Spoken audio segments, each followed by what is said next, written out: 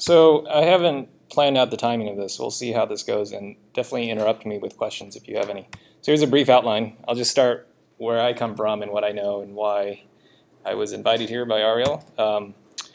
Spent a little bit of time with some thoughts, some like high-level thoughts that I've had observing what I've observed during this week on random data analysis type things, and then I'll talk on the meat of what I'm supposed to be talking about, models, and how I've used models and combined that with fMRI data. And then a little bit about why I do models, and then how you actually build models, and then end with something a little bit unrelated, but my lab has been working with high-resolution fMRI, and since this is a data science workshop, that's a lot of data, and I'll show you some examples of that. And these were acquired at high field, so 7 Tesla, and there are stronger magnetic fields available. But okay, so that's the basic outline. So just a little bit about where I am and what I'm doing currently. So I'm at the Center for Magnetic Resonance Research, or CMRR. This is a MRI research facility specializing in high field MRI. So this means nowadays 7 Tesla or even higher. And this is a picture of the building, and we're in Minneapolis, which is a great city. And so this is a strictly MR facility, but of course we can use MR to study neuroscience, brain imaging. I guess that's the focus of this week, neuroimaging. And so technically I am not really an MR person, but I am a visual neuroscientist, and meaning I take measurements of the brain and try to figure out how the brain implements vision. And specifically I take a model-based approach. So, so this is a summary of what I do. I model how the brain does visual processing. And specifically, for those who know something about vision, vision is a huge field. There are many aspects of vision, many types of visual stimuli, and I focus on something that you might call object recognition or form vision. And as I said, yes, nowadays I'm focusing on high field data, very sort of a data-driven or technical approach, and modeling, which is what the rest of this talk is about. So I just want to mention, given the nature of this weekly workshop thing, about open science and sharing data and code and so forth. So there's this is my lab website, and there's a lot of data and code that I've made available. Disclaimer, a lot of it, almost all of it is written in MATLAB. And there's some algorithms implemented there. There's data you can reanalyze. There's teaching slides. There's a lot of stuff there. So if you're interested, just go to that website. I'm not necessarily an open science advocate, but I definitely do it. So thumbs up. Okay. So just a little bit. So I just made this slide based on what I've observed from this week. Sounds like you guys care about software and how to put things together. So this is basically what we do. It's not very fancy, and it's indicative of maybe a lot of people who do visual neuroscience. So we steal some utilities and bits and pieces from well-known software packages like FreeSurfer, SPM, and FSL, and then we take all of these bits and pieces and we just construct our kind of custom, in MATLAB currently, based analysis pipeline, so to speak. And as part of that, I've developed some standalone little toolboxes which are in GitHub that I use and I think might be generally useful to others, so that I've made them available. And in terms of what type of computations, at least nowadays, it's operating on really large data sets, these high-resolution fMRI data sets, and it's quickest to operate on all the data at once, so we have these large workstations, meaning lots of memory, like up to 256 gigabytes of RAM, and we're pushing the limits of that given how high resolution these data sets are. When we do modeling, and if you do modeling of, say, individual voxels, there's a lot of voxels, and they can all be modeled in parallel, so that we turn to cluster computing to do that type of analysis. Are we good so far? That was just sort of background and where I come from and how I use data and computation. Okay. So yeah, so I made these kind of funny slides a couple days ago, just like almost philosophical ideas that come to mind when I think about statistics, analysis, and coding. So I feel maybe there's a tendency to want to get your hands dirty and just program stuff, and part of me thinks, well, you should think before you program because you don't want to waste your time on programming something that's not useful. So I came up with these kind of steps. Assuming that you're interested in science, kind of the first step before you do anything is like really think hard about what you're trying to do and why it might actually be useful or why it might actually be interesting, say, from a neuroscience perspective. And that you can do, without touching your computer, and you just have to sit down and, think about what people think about what people think about the brain, and then think about experiments that might resolve some issue. And I think it's really important to spend a lot of time doing that.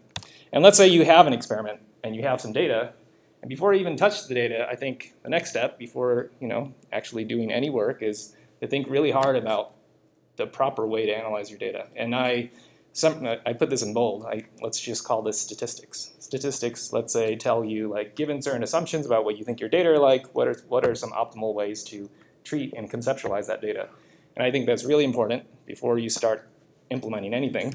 And then we would say once you figure that out in your head, then you can do step 3 of like, okay, we want to do X, Y, and Z. Let's go out and actually build these tools to do that. So that's my sort of 2 cents on this type of stuff. And one way to summarize this is there are many ways to analyze data, and before you go and do it, think about the proper way to do it. So this is sort of a step back and think kind of idea. What I often see, I won't name names, are people who analyze data all the different ways and say like, oh, they all kind of give the same answer. And to me, that's the wrong way to think about it. What if they gave different answers? What would you do then? You need to take time and think about what is the proper way and why is one way not correct or not optimal. Okay. So statistics, I think, are important. And there's some materials, tools, whatever, that are available. And you can check them out if you're interested. Okay, so that was one sort of high-level point. And there's 2 more. This is another one. It kind of goes along with the first, which is before implementing some sophisticated or complicated analysis of your data, you should look at your data. And that's not trivial, because data, especially when you get lots of data, it takes a lot of time to look at it. And there's many different ways to visualize data, and some visualizations emphasize certain things than others. So I just wanted to harp on this. Of course, a lot of you probably agree with this and probably are yawning. You're like, but I thought it was useful just to point it out.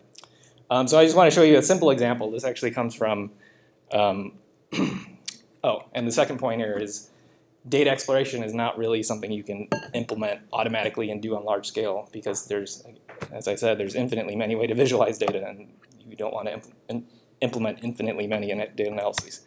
Okay, so this is just a very simple example. I don't want to go into the details of what this actually meant about the brain, but I was just going to show you something that I did recently. So just at a high level, we're looking at evoked responses in this one brain region to a bunch of different stimuli. And for those who actually care, this is the visual word form area, so a visual region that seems to selectively respond to words. And so this is not a lot of data points, but even a small number of data points are hard to visualize. So basically, there's 3 sets of data here, and we measured these obviously bold responses, which presumably are linked to neural responses, and we measured these responses under 3 different tasks. So, okay, this is one visualization, and actually, this is an effective visualization. It highlights, obviously, these tasks are evoking very different levels of responses. And that's great, but we did something a little further just to give a little more insight into what is the structure of what's going on. And all we did was we replotted the data. So we didn't really analyze the data per se, we just kind of played with plotting tools. And so you can replot the data as follows. So this was just one brain region, so we have a bunch of evoked responses, and we can just put that brain region on the x-axis in FFA, so fusiform face area on the y-axis. We also have responses there. And we can just replot these data points using this kind of scheme where each dot is a different stimulus. And so now we can visualize the 3 different tasks like this, and we can just make a little movie, so to speak, and I can flip between, what's the response during the first task, the red task, and then you go to green and blue, and you can color code the dots according to what type of stimulus there are, et cetera, et cetera. So you can start seeing the structure here, and then we can use a vector that starts at what the response was during the red task and ends at what it is during the blue task, and you can very clearly now see the structure of what this effect is, so this task effect. And we can draw little cartoons of, there are other ways the data could have turned out, and we can just, by visualizing the data effectively, sort of intuit or see just at a glance what the structure of the data is. Okay, so the point of this slide was look at your data, visualize your data. It's hard work, but it can tell you a lot. And then the last little philosophical point, so to speak, on data analysis is, and again, this is probably obvious to everyone, but I just thought I'd just make a slide just to, you know, put our flag in the ground. The importance of writing good code, and specifically functions. And again, I see this all the time in maybe people I collaborate with or work with, of like they, you know, write some one-off function. It kind of works. It's kind of a function, but they don't really document it, and that's not the way to go. At least in my opinion, you need to take the time. It'll take you an extra 20 minutes, half an hour to actually write really well documented function. And it's really important because it's going to be useful to you in the future. So I view functions, good functions, it's a promise to yourself because, you know, a year from now or 5 years from now, I've written code that, you know, 10 years ago, you have no idea how you implemented it, and you don't want to go through and relearn how you implement it. You want to just read what you need to know, the function declaration, the inputs, the outputs, clarity on what the function does, and that's a promise to yourself. And I have this large library of code. It's, you know, it's MATLAB code. It's on GitHub, and I reuse all these functions all the time, and I have found that really useful. And one last thing, and again, none of this stuff is trivial. It will take time to actually, you know, you're not producing new code. You're just making sure the code you have is polished. It takes a lot of time, and one really important issue is how to document code, what level of documentation. So in some sense, working code itself is a documentation because you can just look at the code. If you read all the lines of code, you would know what it does. But of course, that takes a lot of brain power. You want to summarize at sort of a human level, like what does the code do? So that's kind of a skill, like how much detail can you conceptualize what the function does in English as opposed to computer code. Yeah, so here, you know, on the one hand, when you write a scientific paper, you can't just say like, here's my hard drive. Those are the methods. That's unacceptable. So there's some abstraction that we have to do, and learning and being good at making that abstraction and being very clear in how you convey it is a skill. And yeah, so on the one hand, you don't want to just see computer code, but on the other hand, you don't want to say like, oh, we just did SVM. There's a lot of details of SVM, the hyperparameters, this and that. You need to, you know, decide for yourself, given whatever data you have, the proper level of detail that you feel is important to communicate in English what you did to your data. Okay, so that's it for this kind of philosophical section. Any quick question, comments on that? Any dissent? Maybe not. Okay, so I guess the point of this talk was for me to describe at least my experience with quote-unquote modeling fMRI data. And in this context, we're talking about task fMRI, because in this case, the task is looking at visual stimuli. So this is what I've been doing for a while. And so I have a series of increasingly detailed descriptions of what that is. So let me just start with a simple. I mean, historically, this is what I started with, so I'll just start there. And it's a simple example, but we used it to do something cool, and then people are excited. So the basic setup here, and the details of this figure are not that important, although I will highlight a little bit here and there. But in terms of vision, one part of vision is just, we might think, stimulus-evoked responses. You put in certain stimuli, you get responses out of your visual neurons, whether they're in the retina or thalamus or V1 or extrastriate areas. And that's pretty simple. Of course, you have to choose what stimuli. So you choose your stimuli, you measure responses, and we want to quote-unquote build a model. So what in this context, what that means is we want to basically simulate an explicit quantitative model, like what the brain is doing with the stimuli. Because we know the stimuli are evoking activity, and some stimuli drive activity more than others, but we want to actually say what computations the brain are performing. So we did some fMRI measurements of a bunch of stimuli. Details aren't that important, and we came up with a very simple model. It basically takes the images and does some series of computations to it, and we propose that model as a good model of, say, voxels in early visual cortex. So it would be one, and so that would be, so first you get the measurement, then you think about what the brain might be doing and build an explicit model. And so we have a little diagram just saying, well, you have a bunch of images, and this is like a model of one voxel. And of course, you have many voxels. Each voxel is pooling over a bunch of neurons, and you have a large V1, so you have many different parts of V1. So you build a model for each little voxel, and all we did was, well, that's fine and dandy, but now this gives you a lot of power, and in this study we used it to do decoding. So what that means is,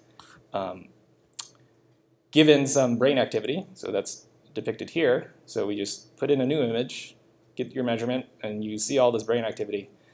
The idea was we can now take our model to the extent that they're accurate. We can just predict what the brain activity would have been to a bunch of different stimuli.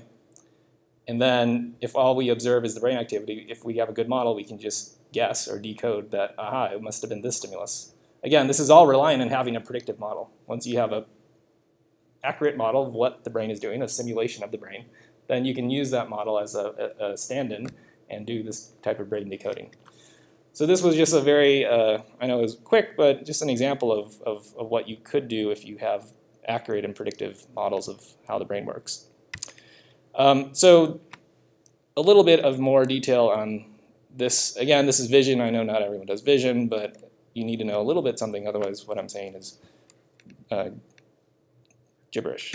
Okay, so as I said, people who study vision, we love to play with stimuli, and so you go in and you have many different stimuli. These are all grayscale. Of course, you could have color images or moving images, whatever.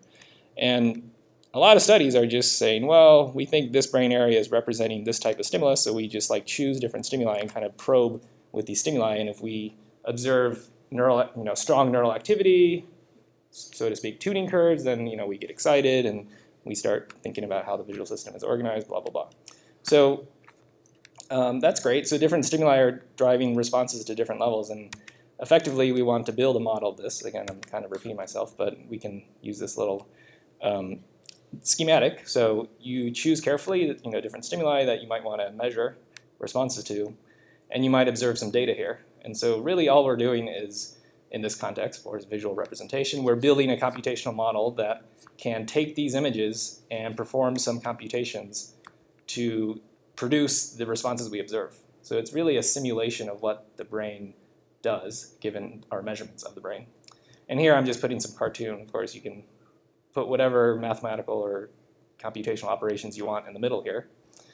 And I did want to just highlight, again, this is all vision. Of course, if you don't care about vision, then this might be boring, but the larger point is we're really answering a really fundamental question about neuroscience. We're trying to characterize the operations that the brain itself is performing in whatever domain you want. So vision or audition or memory or attention, we want a quantitative model of what those processes are. So just to give a very concrete but very simple, almost trivial example of what a model could be. So one model could be a linear model with respect to the image. So we have a summation. So let me just define the terms here. I refers to different pixels. So let's say you have a 100 by 100 image. So I would range from 1 to 10,000. And we know what x of I is because here x of I refers to the pixel intensity. So whether it's bright or dark. So we know the stimuli. We control the stimuli. They're on the screen. And we chose our stimuli. So we know all of the x of i's. And this model just says maybe the response of this neuron or voxel or electrode, whatever we're measuring, maybe the model is that all it's doing is some weighted sum of the pixels. So the weight, W sub I, is a free parameter that we are trying to estimate, say, from the data. So this is presumably the simplest possible model. It's just saying that what the brain is doing some little, you can call it a linear filter of the pixels of the image. And one example, and this should remind you of V1. So if you imagine the weights look like this, so the weights are just basically image, and we can visualize it as an image. And so we have positive and negative weights. And this could be one instantiation of the model. And if this were the case, then it's a horizontal linear filter. And so this could be what your unit is doing. And if you fit it and check it, you could be right. And actually, it turns out I used this filter to generate this fake data here, because you can look at the second and fourth image, and it has this kind of edge here, and that's exactly what quantitatively produces these big responses. Okay, so that's a very simple example of one model. Just briefly about, in at least the domain of vision, why it's a hard problem. One is the dimensionality, which I'll get to in a second. Oh, I'll get to right now, which is there's a lot of different stimuli out there, and there's no way you can experimentally measure the space of even 100 by 100 pixel images, because 100 times 100 is 10,000. That's 10,000 dimensions. Each dimension is a pixel, so you can choose, I don't know, 10 different luminance values. These are enormous space, and we can't, exhaust that space practically. But your brain is doing something. Your brain takes, of course, through a series of pathways from the retina and so on. It's taking whatever image you can look at. You can point your eye at whatever you want, and your neurons will process away. So your brain is definitely doing something, and to first approximation, something deterministic. And we're trying to figure out what that mapping is. But as experimentalists, we have limited data, so we're kind of constrained by that. So it's high dimensional. We can only measure so many responses, and this mapping is quote unquote nonlinear. Nonlinear really just means it's not linear, which means it's really complex, potentially really complex. So at least in the domain of vision and sensory representation, this is why this endeavor is a tricky business. Okay, so I put these, by the way, all these slides are posted, I believe, so obviously you don't have to copy them or anything. And there are a couple slides I just put in here, not really because I want to talk about it now, but just as reference. So I'm not talking about this slide. It's really just one example. Statistically, this can be set up as a large-scale linear regression where we have to use regularization. That's one flavor of model that you might want to implement. And you can check this slide out offline. Another example of model is not a large-scale linear model, but actually a nonlinear model where you have parameters that enter nonlinearly into your model, and then you got to use, instead of linear regression, you got to use some sort of nonlinear approach. And that's kind of a different flavor of how you would actually implement this model. Okay, MVPA, I'm sure many people have heard this acronym, multivariate pattern analysis, typically applied to task fMRI data. This is a longer discussion. I just wanted to, again, put a slide here just to mark it as an issue. Increasingly, it's being used. The basic idea is it comes under different names, but you can use SVM on the multivariate activity pattern in a region, or you can do a searchlight approach where you basically do some sort of classifier like SVM or other classifiers in little regions, and you're basically decoding, given the brain activity of a little region of a set of voxels, you're trying to decode what experimental condition was presented. So this is a thing, people use it. It's not, at least in its simple form, it's not the same as what I've been describing. Exactly why not is a tricky issue. I'd be happy to talk offline. I decided it wasn't really worth trying to dig into that hairy issue in this context right now, but I'd be more than happy to discuss that. And there are a couple, here they're just sort of review articles that I've been involved with, and there's a whole cottage industry, so to speak, on encoding versus decoding. Oh, I should say that buzzword. So decoding is a buzzword I'm sure you've heard. Decoding is like MVPA or classifiers and all that stuff. What I described just now of building these computational models, that's in this case start with a stimulus and lead to response, that's been called encoding. So these are just terms that you may want to just have in your head. Okay. How am I doing on time? Let me take a look. I can't unlock my phone. Oh, there we go. Oh, I'm doing great on time, I think. Okay, so I added this section. I pilfered from some old talk I gave a while ago, but I thought it would be useful, I guess, because I'm talking about models. And if you don't model, then you might be like, well, what's the point? So let me start with this very simple point, which is a lot of data analysis that you might do is very computationally intensive. And in some sense, that's the whole point of this workshop. And there's many sophisticated computational methods that you might want to implement and try on whatever data set. But I think it's important to keep in mind that not everything that's computationally sophisticated counts as a computational model, at least in the sense that I mean it. So for example, you could have the fanciest nonlinear classifier implementation out there, and you could code it up, and just because you have this sophisticated computational method doesn't mean that it counts as like a computational model of the brain. So I just want to make that distinction clear. And so what is a computational model? I guess one motivation of why we should model the brain is, in some sense, that's how at least the field of psychology thinks about the brain. So if you're a psychologist, you have humans, and you put the human in some situation, and you expose them to different stimuli, and you ask the human to either remember the stimuli or do some complicated operation or judgment about the stimuli, and then maybe if you care about motor behavior, then like coordinate their limbs to walk or whatever, point to the stimulus. And from some point of view, from the kind of a psychology point of view, you're trying to understand how the human does that. And of course, the human has a brain, and the brain's doing all this complicated stuff, but depending on what type of psychologist you are, you might not care, and you'll just be like, well, the brain is just the wetware that does the operations. I just want to figure out the operations. Well, if you think about the brain from that view, these operations are computations. And so just think back to whatever, Psychology 101 or whatever class you took psychology in. I never really took a psychology class, but I had to teach it. And so the basic points are, yes, sensory information comes in, your brain develops some quote-unquote representation. All that means is the stimulus drives neurons to fire, some neurons more than others, and there's an intricate pattern of that activity, and that's the representation. Okay, so it's representing information, it's doing processing. It's not like for example, the object that's out there is not immediately obvious. This is the whole field of computer vision. You got to do serious processing to figure that out. So you got to do some processing. Presumably you need memory because, well, memory to know how to talk, memory to remember your friends, everything. So memory is a huge part of this. And, I mean, there's all sorts of other cognitive processes. And then, of course, there's motor behavior. If you were paralyzed and could not interact with the outer external world, that would be kind of a sad existence. So motor behavior is important. Anyway, so all of these things, I mean, I'm not saying anything crazy, but all of these are information processing operations. These are things we believe the brain does. And yes, it is implemented by neurons and molecules and neurotransmitters and all that stuff. But at some level, if you're, say, at the computational level, you want to understand these operations. And in some sense, you want to build a model of how the brain works, what operations the brain is doing.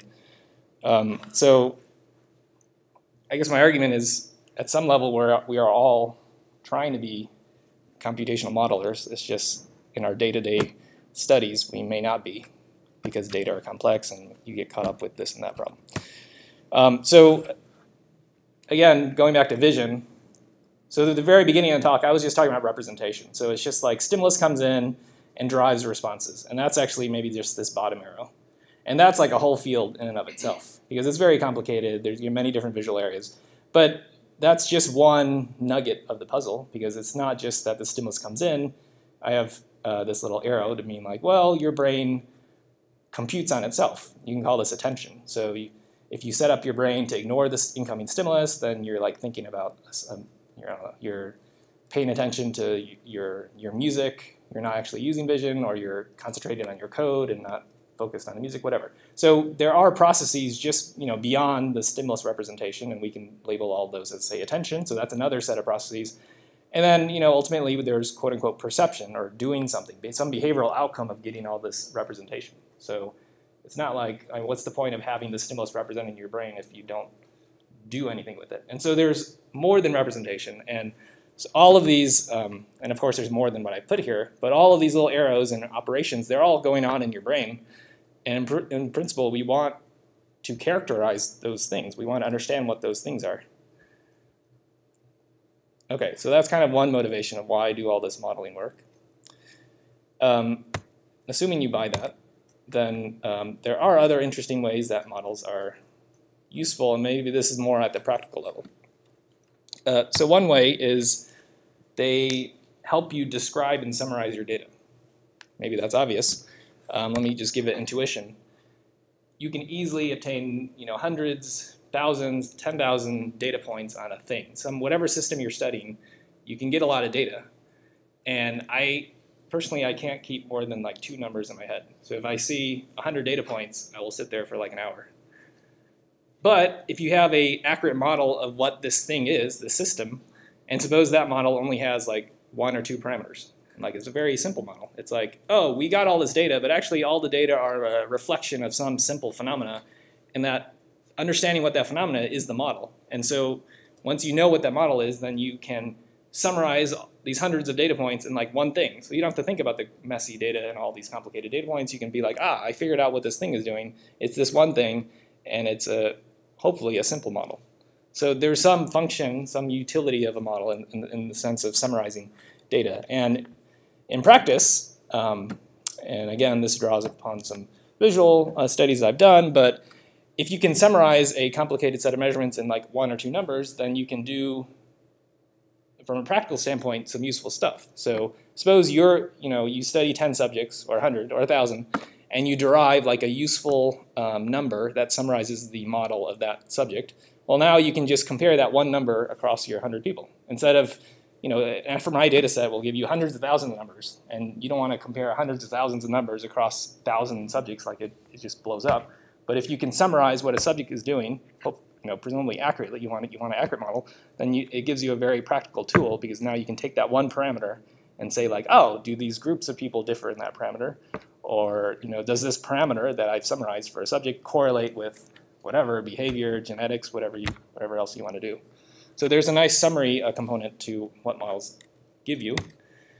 There's also this, which is more kind of like philosophy of science, that models help explain some phenomena. It's kind of levels of description. So let me give you one example.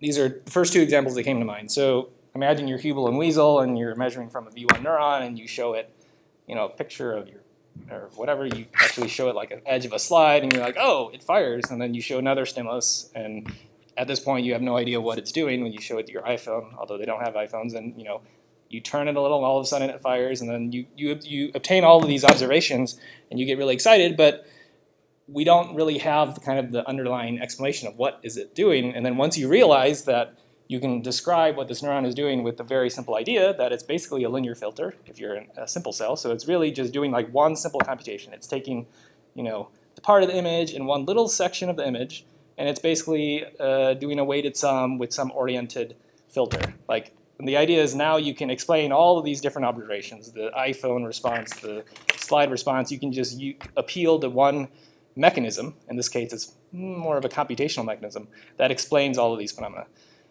So another example that came to mind, I'm jumping outside of my comfort level, but like in chemistry. So you take chemicals and you throw them together, and then sometimes they explode, sometimes they don't do, there's no reaction. And sure, you can make all those observations, but it would be nice if we had a model of the mechanism. And then for that, you would appeal to presumably the molecular structure of these different chemicals. And if you have some model of how these molecular structures interact, then maybe you can predict, oh yeah, these chemicals will explode, these other chemicals won't, and whatnot. And so you don't have to, make 10,000 observations of mixing all pairwise of chemicals. You can just have, if you know the molecular structure of the different chemicals, then you can just push it through your model of how these things interact, and then you will be able to predict all of these different phenomena. And then the last bit is maybe not terribly important. It's just the idea that building a model of a thing, or at least proposing a model of what your favorite brain area is doing, forces you to assign a function to that brain region. And hopefully that's, I don't think I want to spend too long on that point. Okay. What is this? Oh, yes, I'm definitely not going to spend time on this slide. This is my laundry list of a lot of issues that are a mix of practical and philosophical issues. I just want to highlight a few of these, and you can read these in your spare time if you're interested. This point I think is important. So given a model, which parts are essential, and what about other models? And can we compare and contrast models? I think this is really important because you can, given a set of data, you can think along about your data and then maybe come up with a model, and then it might be really complicated, and then you try to communicate this to someone, and they're like, well, where did this model come from? Does it have to be that complicated? Or what about someone else's model? And I think these are all valid concerns, and so what you can do if you go down this route of modeling your data is to do real model comparison. And then you would think about, well, what counts as a good model? You could say the best model is, say, the one that best predicts new data. That's kind of the cross-validation principle. But there could be other principles like, well, suppose 2 models equally explain the data, and one's really complicated and one's really brain-dead simple. Well, there's like simplicity or Occam's razor. in some sense. And so I think doing that is important. So you can take your model and you can develop baseline models and show that it does better than other models. Another point is actually these last 2 points go together, and it's similar to the spirit of I think this workshop. I guess I'm more on this second to last point, and but the last point is also important. Okay, so models can get technical and complicated really quickly, and as scientists, well, hopefully it's clear in your head what you did, and then once you get that clarity, if you're a scientist, you got to communicate this to someone else, and that's a matter of communication. And this goes back to the whole my spiel on functions. You need to be able to translate, presumably correct code into an English level description, and then once you have that, and then you're writing a paper up, you have to convey in a scientific paper a technical description of something that you're not. I mean, you're not going to put computer code, although in some instances you should. But yeah, I mean, this is a big issue, and yeah, I don't have any solutions other than saying that you should do it. Along with that, though, and this goes with reproducibility, is even the best English level description of a complicated technical thing cannot precisely determine, say, the implementation. And so if you buy that, then all the code that you have used is probably important to release and share with others. And I've done that, and I guess that's what people are saying you guys should do, and you probably agree. Okay, any gripes, comments yet? No. Oh, yes. I have a question about something you said before, actually. Yes. Which was about something about, okay, I'm creating a model to explain some kind of mechanism. You made it, you sort of as an aside made a distinction between computational mechanism and something else. What is that something else? Is that what the synapses are doing there, or is it that more mechanistic? Yeah, I mean, you could. It's a large question. Okay, so first thing comes to mind, the bold signal is not a neural signal. It's some vascular-based signal. You could build a model, of course, that links the neural substrate, spikes, LFP, whatever you think the thing is, and then you might also have to model the capillaries and the veins, and then maybe you can explain why you observe X amount of signal change in this voxel. So that would be more on the lines of biological level of mechanistic explanation, in some sense. Was that? Okay, so the computational model it's a description of this thing, but it doesn't necessarily go all the way down to Yeah. So okay. Yeah. Sorry, that's a good point. So this thing I just sketched out about neurons and vessels, and then your imaging process, and then the bold response. That's not so much computational. That's a biological instantiated thing. I guess you could argue that there are pure computational descriptions of something that can also play an explanatory role. Yeah, so again, going back to the linear filter idea in vision, the linear filter is not a biological thing. You can't measure carefully a neuron or a subpart of a neuron and say oh, there's the linear filter. The linear filter is this abstract operation that appears to be what the visual system wants to be computing. Hopefully that is sufficiently clear. Okay. So, yes, question? So you sketched out quite a bit of thinking about the models that we're going to try to implement, and basically before we jump into hunting, or coding, thinking. So which is kind of aligned with this new trend of registering studies. Line with what type of studies? Pre-registering. Oh, pre-registering studies. So taking that idea and formalizing it a little bit, basically writing down your hypothesis, writing down your models before you look at the data. And I was wondering if you had some opinions about the risk of fooling yourself when you come up with the models by kind of picking at the data before you decide which models to choose from. Yeah, no, so this is a really important issue. So the issue being, if you're trying to develop something new, like a new model, whether you pre-register and say that you already know what it is, or look at your data and try to figure out what the model is. So yeah, I agree. It's an important issue. I mean, personally, the kind of studies I've done are on the side of being exploratory. So like often I have no idea. I need to get the data and like look carefully at the data and maybe get a couple different data sets and kind of tease apart what's going on, and then I can kind of think and develop the model after the fact. So I don't think I could have pre-registered all of these analyses before I had collected data. That being said, there's of course your worry that you're basically overfitting or you're peeking at your data, all that stuff. So then ideally you develop your model after you peek and play and tease apart stuff, and then you decide, okay, I think this is it. Let me collect new data. And yes, yeah, that's another way. Yeah, so you officially declare to yourself, I will not touch 10% of my data until. I also know this is like the best way to do it, but then just wondering in practice in your lab, are you just having hold down data sets? Are you guys formalizing those hypotheses, or is it just assumed exploratory and how this is how it's presented? I mean, if you're asking what I do personally, Yeah. I haven't really been formally holding out stuff. I've been more like playing and then waiting, and then once I think I'm done, then I collect some new data and check. But yeah, I mean, it's more of a sociology. I mean, you could decide to hold out at the front, and that would just be a different way to approach it. Yeah. To be clear, what you just described is holding out data. It's just you haven't held it up front. You collect it later. Oh right, yeah. You convert, right? So you're not at risk of overfitting. Yeah, future hope. If you want to test it, if you come up with your model and you want to test it, you might change it slightly differently to better test whatever that hypothesis is. Or the new experiment. Yeah. Okay. Oh yeah, so there's either a pure test where you just repeat the experiment, or a even severe test, like I'm going to design the 2 stimulus conditions that will really, push the model to break, and then so there's different flavors of testing too, yeah. Just to try to do this, is there some way you fool yourself if you're doing that?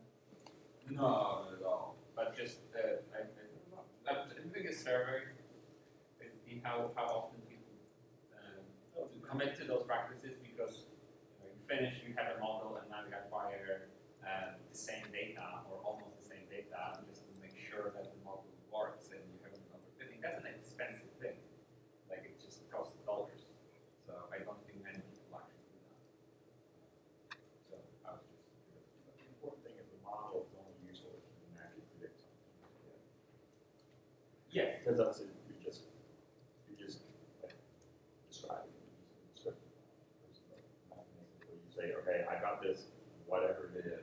I can now test this theory and take it into a realm that I don't have data, but I should be able to predict that, and then that if you break it, then you know your model is good. That's true. You have a predictive model. If you choose from 10,000 different models on a data set, you do cross-validation on that data set, you're still in a risk of overfitting. That model that you have chosen from this extremely big set of models will not generalize.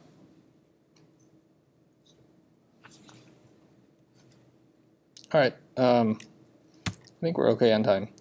So I'm not going to get to the level of code, not that you would want to see MATLAB code, but there are some kind of pseudocode level. Like how would you do one of these types of models, at least of the flavor that I've done?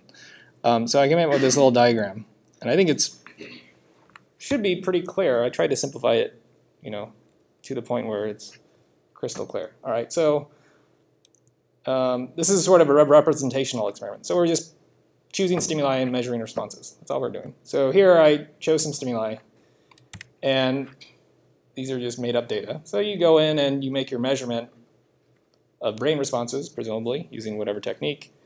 And I put error bars just because error bars are important. So measurement noise is important, and you can't expect a model to explain noise because presumably, depending on the sources of noise, they're stochastic. How can you, in a kind of stimulus-driven sense, predict the measurement noise? So anyway, we go in, we choose some stimuli, and you observe some responses. That's great. And you can sit down and kind of think like, well, what's going on? Well, why is stimulus 4 driving responses higher than stimulus 1? And then you might have a flash of insight of, well, maybe it's really, really simple in this case. So you have to pick a model. You start with some model. Of course, you can try 10 different models. But so I have just here a depiction of a simple model. So all this is saying is whatever the stimulus is, I'm going to compute the dot product, or in other words, a weighted sum of the stimulus with a little Gaussian. That's all this is. And the Gaussian can move around because you can think of this as the receptive field if you want to use that terminology.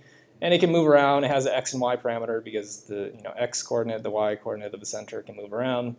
It has a sigma, which is just how broad this Gaussian is, and let's say a gain parameter for like the overall percent signal change or number of spikes or whatever the units you are have. And so your model could be, well, all my brain unit is doing is basically performing a weighted sum using a Gaussian of the stimulus, and that is what predicts the evoked response. Okay, so this is a linear model, and not only is this a linear model, it's a very constrained linear model that uses a very simple Gaussian kernel, so to speak. All right, so you could think, well, that could be a model, so we can take that model and fit it to our data, and let's say the fit looks like this. And importantly, what we learn from that are the parameters. So we don't know x, y, and sigma and gain up front, but we can twiddle them around to best fit our data, and we get some estimates. That's good. And we did that for, say, again, since this is neuroimaging, a voxel. But you might have many voxels, so you repeat this whole process for the rest of your ROI, whatever you're studying, whatever brain region. And of course, you have more than one ROI, more than one visual area, more than one brain region. And so you can repeat this modeling process for all the different voxels.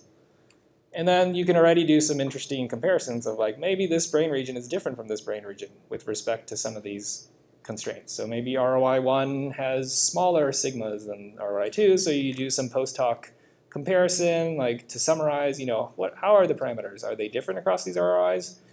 And then presumably you want to measure someone else, so you do this again, model each of these voxels, and then you can start doing subject comparisons if that's something of interest.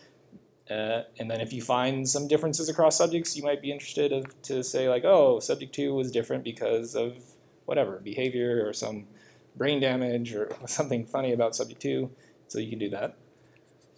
And there's one more little bit that I thought would be really important to include on this slide, which is this whole issue of cross-validation, which we were just talking about a second ago. Of the idea is that given a model, and you can, of course, make your model as complicated as you want, and then you will invariably improve the ability of that model to explain the given data set that you're looking at. So you're fitting the data more and more and more. And so there's always this question of, are you overfitting? And so one sort of standard way to approach that is to use cross-validation. So here I just plopped up a little slide showing that, well, actually, we left out some stimuli here, the last 3 in this case, but of course you can decide however many to leave out. And these were just responses to some other stimuli that we had in our data set. And all we're going to do is take our trained up model, so basically after setting all the parameters for the model that we're playing with, that's the training set, we just do a prediction. So we say, given that that's our guess of what the system is doing, we just ask that model, what's your prediction for these last held out data points? In other words, the test set. And then we might get something that looks like that. It looks pretty good. And then we would just summarize this with a number. It could be like Pearson's correlation or whatever you want. So that's the basic structure. I mean, and there are a couple, I mean, there are a lot of other things you can do. And I list here 3 of them. So one is this issue of thinking about measurement noise. So depending, I mean, neuroimaging is really noisy, depending on what kind of sequence you use and what thing you're studying and what brain region, but anyway. And so the data are noisy, and so you can't sort of penalize your model for not predicting the noise. So this is kind of one set of statistical analyses that you can think about doing, and you'll basically compensate for the noise level. And that basically means thinking hard about having accurate estimates of the noise and thinking about how that affects your accuracy levels. Another thing to do if you start doing this modeling is like thinking about optimizing your experiment. So you can think of it like this. Let's say we know the true model is some sort of isotropic Gaussian receptive field thing, like we showed up here. Then the question is, given the fact that I have limited scan time and limited compliance from my subject who's going to start moving around in the scanner, what stimuli should I use to optimally learn the parameters? And you could do this all in simulations and like say, okay, let's simulate a set of stimuli, simulate some noise, check the estimation power of my procedure, etc. So, and this is a big issue. Again, I'm speaking from the point of view of vision, where the space of stimuli is so large that you really have to think hard about what stimuli you use. And then one last bit is, again, really important, I think, which is thinking hard about other models.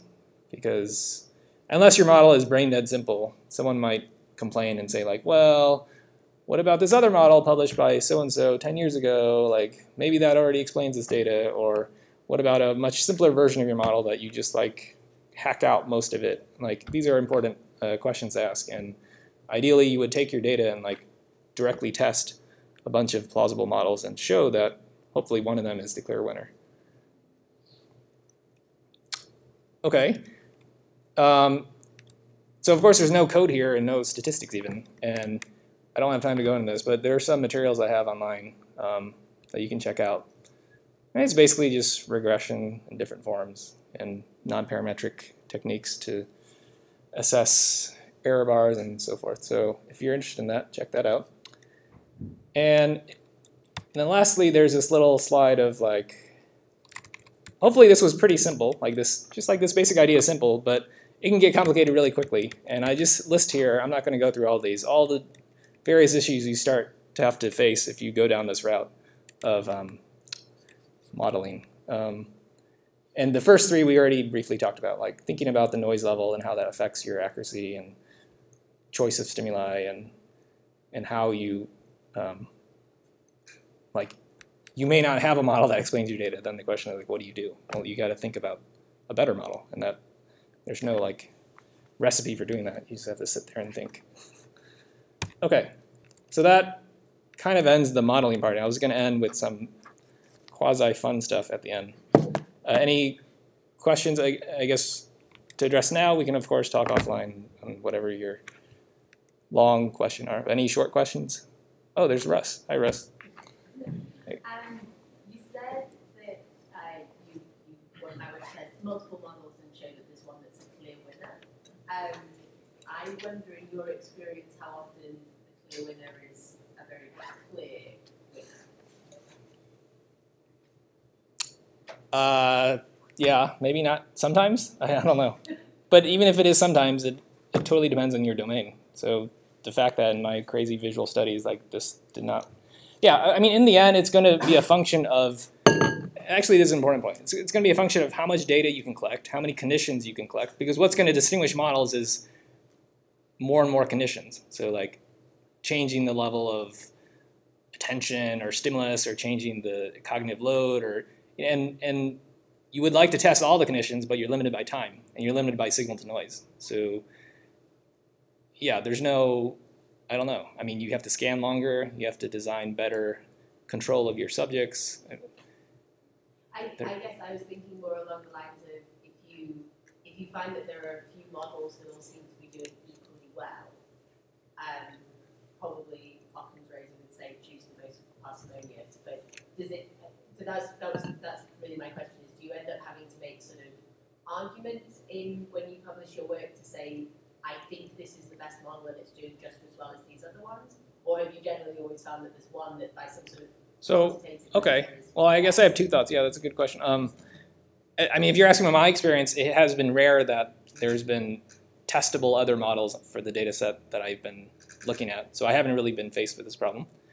If you do find two models that explain, say you only have like 5 data points. Well, data are really valuable. 5 might be great. But let's say you have 2 models that basically show the same pattern of these 5 data points. What you can then do is design a new experiment to tease those 2 models apart. So you can say, like, if we really take seriously these 2 models, what is the, cognitive neuroscience experiment that will really, poke a hole in one of them? And then you can go get those data, and then hopefully you can deflate that model. Can I add to that? Yes. There's a great paper by Neil Bryan called The 2 Cultures of Statistical Modeling. And he describes there something like this, which he calls the Rashomon effect, which is after this movie by Kurosawa, where there are different people telling the same story. And he says sometimes you have 2 models and they explain the data, they fit the data equally well. And I think his message, you can read the paper, I think his message is try harder. There's got to be something that will work even better than these. But sometimes there isn't, and you have to look at these models and say, okay, if I have some priors about this thing that I'm looking at, what do I think? Which one of these seems more reasonable given everything else?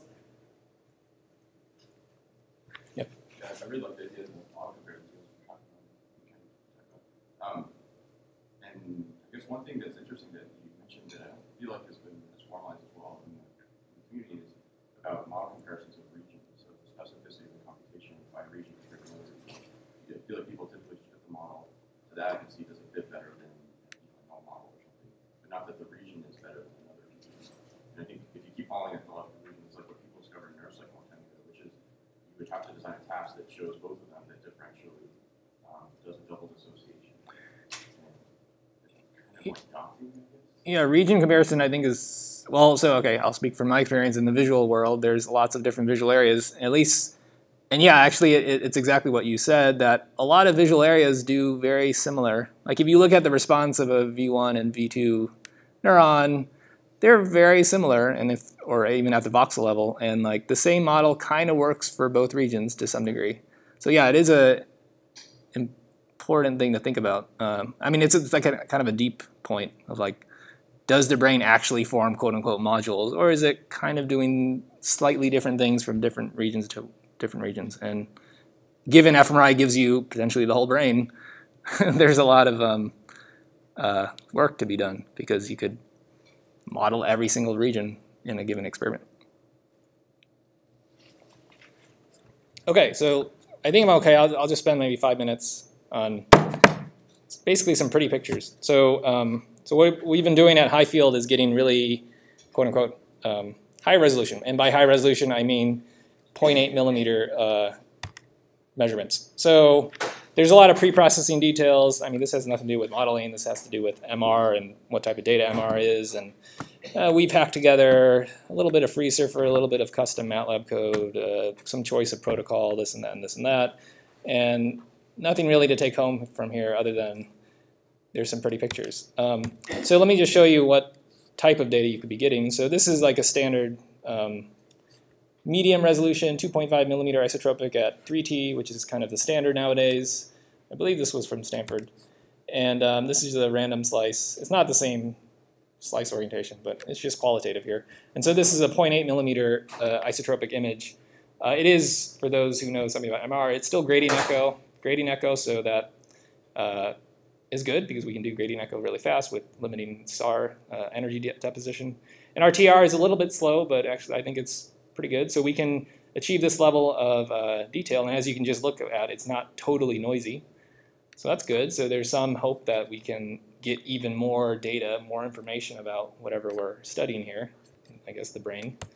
And this is the same protocol, but I was just showing you one slice, but with multiband, which is a simultaneous slice excitation, and you tease this apart in reconstruction, you can get great coverage.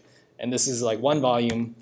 And so just to summarize, like what are some promising aspects of this? Well, you have the resolution now, 0.8, to in theory access things at, say, the laminar level. So cortex is cytoarchitectonically divided into different layers, and so we're approaching maybe the measurement resolution to tease apart responses from different layers, and there's, of course, columns in cortex.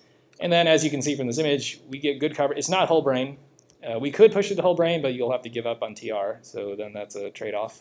But in this case, we're getting back brain, which is pretty good. And as you can just see, the temporal SNR, just the image SNR is pretty good. So this is all promising. Here's just a movie. So each frame here is a different volume. So this just shows you by eye kind of the temporal SNR you can get. And as I said, this was at 70, and the CMRR, the center I'm at, has a 10.5 Tesla scanner, which I hear is cleared for safety or for testing soon, maybe beginning of next year. So maybe we'll stick humans in. Okay, so we have all this. We have access to this protocol. The question is, can we do anything useful with it? I just have some more pretty pictures. So this is just colors using colors to represent the different cortical layers as reconstructed by FreeSurfer. So that's part of this. So we got to develop good pre-processing methods to handle that. And what's this? Oh, yeah, and then even the meshes. So, it's typical to form cortical surface meshes. And typically these are done at, say, 1 millimeter resolution, or actually 1.25. And if the data are 0.8, then you might question, maybe we have to make them even more dense. So there's a bunch of legwork we got to do. We start hitting memory issues and computational issues, and we got to develop maybe better visualizations to take seriously the idea we're getting fine-grained measurements. So here's a funny picture. So this is like looking at what the size of your voxel is on the surface. So you can see comparing something like 2 millimeter versus 0.8. It's basically like a nearest neighbor lookup from the surface mesh to the volume. And so, again, this is not real data, but this shows you in theory what we could be getting. And so, sorry, this is a zoomed in view of V1, V2, V3. So V1 is sort of the largest area, and this is just the tip of it. But anyway, that's just a reference frame. So there's all these funny things we can do, and then this thing is we're playing with different visualization tools. Whoops, that was not the greatest. So this is just a movie of the very back of the brain, and we're just looking at evoked FIR responses, so sort of the time course of the response to different stimuli, and we're just trying to understand what we're looking at. There's a lot of structure. Anyway, so this was just really just eye candy. So we're currently playing with these protocols with some visual experiments and thinking a lot about the pre-processing, and so it's pretty data intensive. So some challenges when you move to this domain, if and when you move to this domain. Yes, you still hit SNR issues. Yes, you gain SNR by going to high field, but you're hurting yourself by trying to image really small. So your signal to noise is always going to be an issue. One thing we especially have been looking into, the issue of veins. You might imagine veins interact with your measurement in complicated ways, and they do. And I said earlier, it's really important to look at your data, but now we're getting a lot of data, and so it's going to be even harder to look at your data. I mean, you could spend hours on a little bit of your data set, like one tiny little brain region, and in fact I have. And I don't know if there's any substitute from just sitting down and looking and looking and looking. And as you might suspect, with high resolution data, the matrix size might be something like, I think, 160 by 100 by 80 by TR for one volume. So each volume is already several megabytes, and you have thousands of volumes. So this grows big very quickly. And so we need bigger computers. And that's it.